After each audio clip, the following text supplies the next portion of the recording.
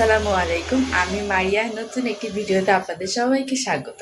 তো আজ আমি এই কুমড়টা ভাজি করব। তো এটা আমি কিভাবে ভাজি করছি সেটা আপনাদের সাথে শেয়ার করব। মানে কুমড় গোল গোল চাকা করে ভাজি করব। তো চলুন এটা কেটে তারপরে দেখা করছি। তো আমি এখানে কুমড়গুলোকে কেটে নিয়েছি। এরকম একটু পাতলা করে, এরকম করে চিকন করে কাটতে হবে, বেগুন ভাজির মতো করে।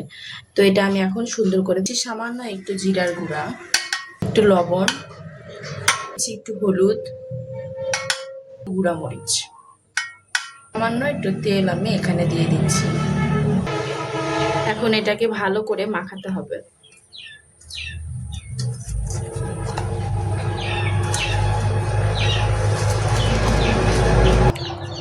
তো এইভাবে মাখিয়ে নেওয়া হয়ে গেলে, এটা মাখা হয়ে গিয়েছে, এই তো এরকম করে একদম 2 পিঠ সুন্দর করে মশলা আমি সবগুলো কুমড়ো দিই। আমি এখানে ঢাকনা দিয়ে দিচ্ছি।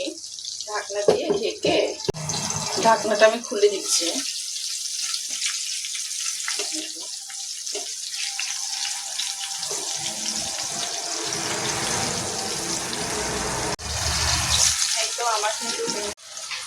আমি এখন সবগুলো কুমড়ো একদম তুলে।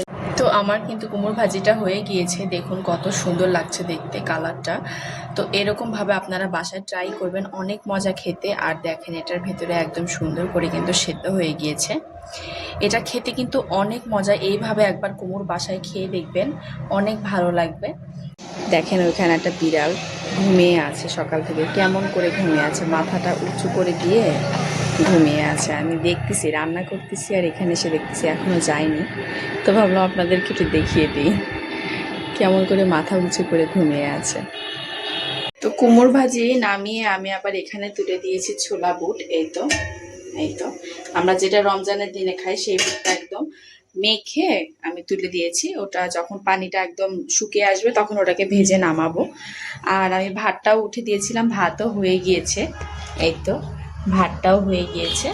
এখন আমি একটু রুমগুলো সব পরিষ্কার করে নেব। বাচ্চারা এখনো কেউই ওঠেনি, দুজনেই ঘুমিয়ে আছে। তো আমার ছোলা বুটটা রান্না করা হয়ে গিয়েছে আর আমি একদম ঘরটার সব গুছিয়ে নিয়েছি। বাচ্চারাও উঠে গিয়েছে। তো আমি ছোলা বুটটা রান্না করে নিয়েছি।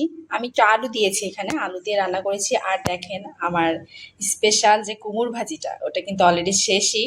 আমার মেয়েরা খালি মুখেই খেয়ে শেষ করে ফেলতেছে, এত মজা হয়েছে। তো আমার এই কুমড়ো ভাজিটা আপনারা বাসায় ট্রাই করে দেখবেন, অনেক ভালো লাগবে ইনশাল্লাহ। তো এই ছিল আজকে আমার ভিডিও। আমার ভিডিওটি ভালো লাগলে অবশ্যই আমার পাশে থাকবেন এবং আমার ফ্যামিলির জন্য অনেক অনেক দোয়া করবেন। আল্লাহ হাফেজ।